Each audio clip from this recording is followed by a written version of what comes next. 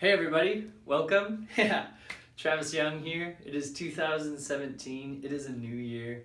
One I'm super excited for. I realized I haven't released a video in a while, and so I actually wanted to release another video just on some of the thoughts and some of the things that I've been thinking about.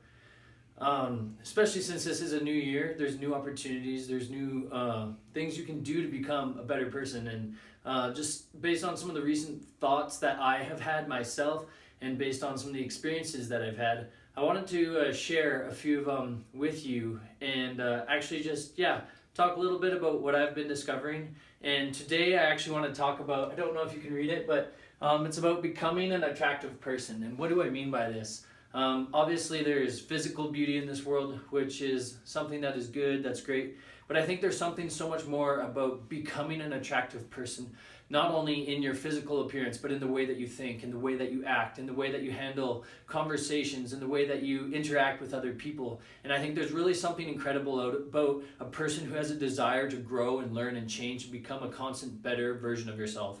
I heard, I think it was John Maxwell actually, he talked about how if you are still excited about the thing that you did 10 years ago, that is a clear telltale sign that you are not growing, that you are not learning, that you are not discovering anything new about yourself and the life that you are choosing to live.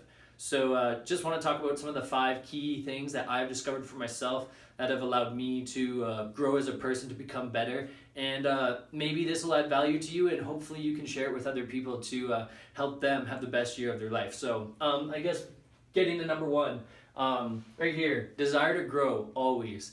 There's something, again, back to John Maxwell, he's an amazing leadership teacher, but he talks about something that I think is a very great thing. And he talks about if you have a giant sequoia tree growing in your backyard and you look at it every day, but you want to chop it down, that would be a daunting task because they are huge. And so the thing that he talks about is if you commit to taking 5 swings with an axe every single day at that tree, it is not a matter of if the tree will fall. It is a matter of when the tree will fall. Because he talks about if you realize that success is something that you want to aim towards, if you want to head somewhere in your life, if you commit to doing little things every single day that will help you become a better person, it puts you on this road and pathway to success, to actually achieving what it is that you want. And so for me, I realized that someday I'm going to be interacting with lots of people. I'll be leading lots of people and just having conversations. And so I realized I had to work on a few things that allowed me to actually become better.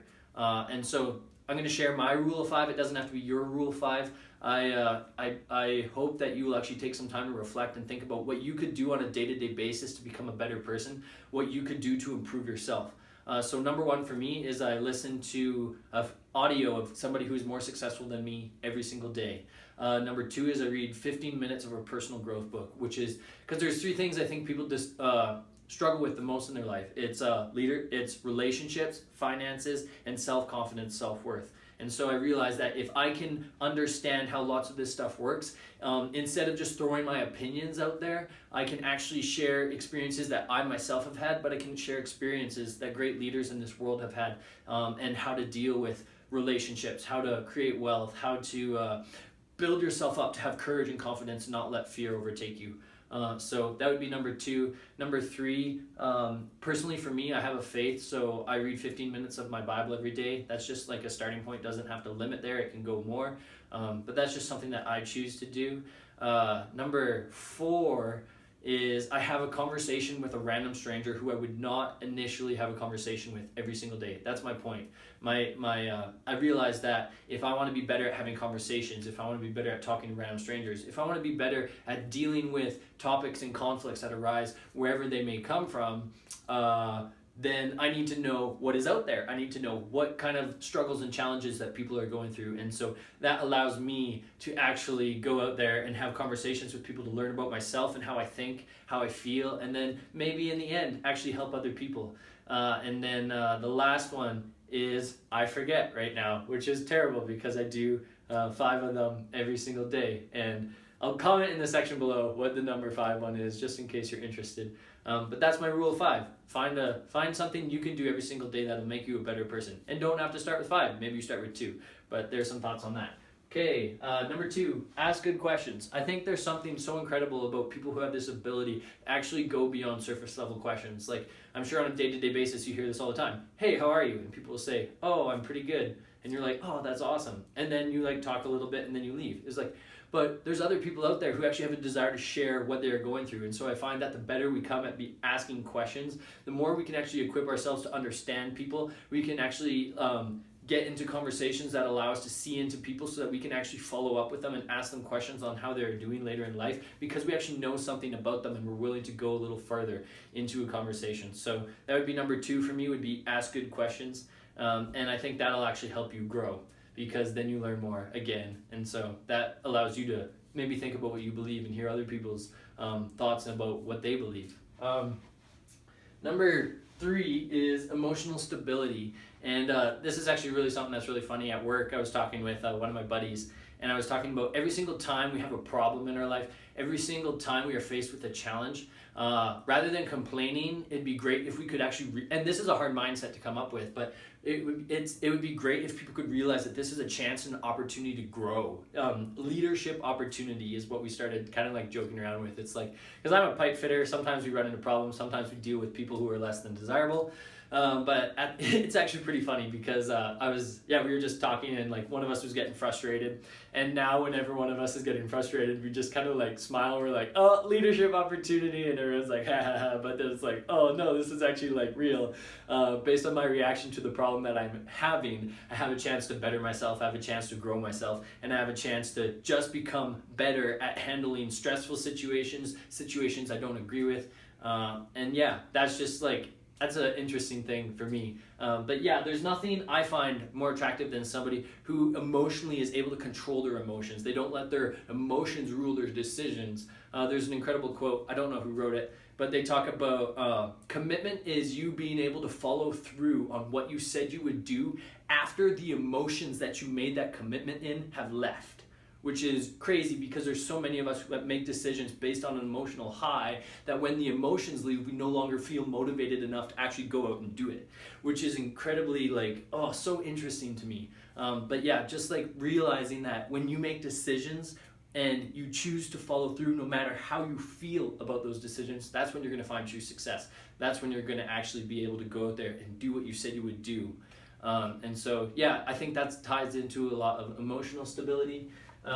Self-reflection, number 4, would be something that I would highly recommend. I started doing it about 6 months ago, after I had in-depth conversations with people that challenged my beliefs, after I had an experience that really made me think, or even if something made me uncomfortable, I'll go home and sit down and actually think about it. I'll write down on a piece of paper, because you can have things going in your mind all the time, constantly, but until you actually write down on a piece of paper what it is that is bothering you, it's very hard for you to deliberate what those things are. And so I started going home and writing out things that I thought about, things that I had conversations with people, and as I sat there and wrote out my thoughts, I could actually like look at them and kind of pick out what I learned from that. And then the next question I can ask myself is, how can I become better? How can I do this better? How can I make this interaction better? What can I learn from this? How do I have to change my thinking? And so yeah, it's really been an incredible experience for me to learn and grow and change. And so yeah, I would just, even if it's once a week, just take time to reflect back on your week, think about the things that challenged you. I guess my next video is going to be about, I call them my executive meetings, but it's like my ability to actually look back through my week and see how I can learn and grow and change, which I think everybody should do, because then we'd have a really much more stable world of people who are able to make decisions and just, but I'll get into that in the next video. Last one is something that I've been thinking about a lot, and something that I would really stress to people out there who are just looking to grow, looking to change, and looking to do something different. And that would be find a mentor.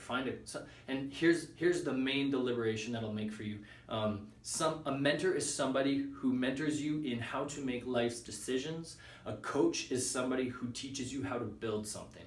And so what I would say is, like, find someone who can mentor you in life so that they can coach you on how to become successful. And so what that looks like for me was, I was really interested in like trying to go out there and figure out, how do I create wealth? How do I go out and build something for myself?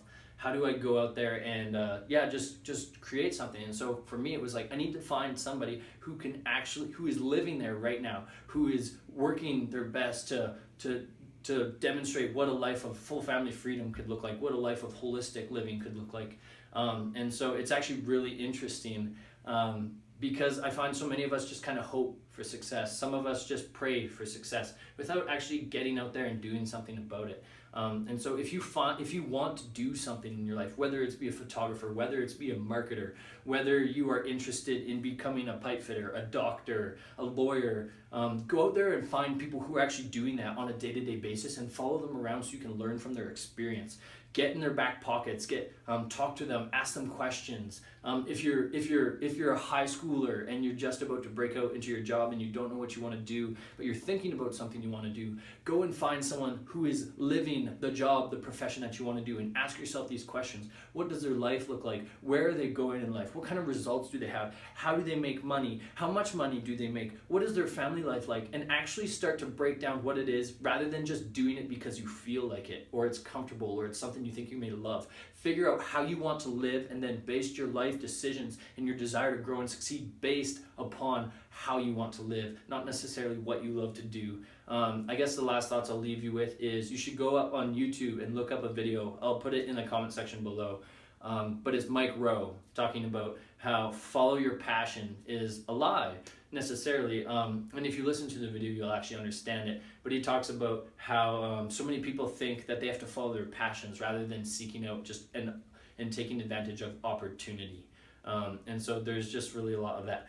I realize this is a lot of information that I've been talking pretty fast.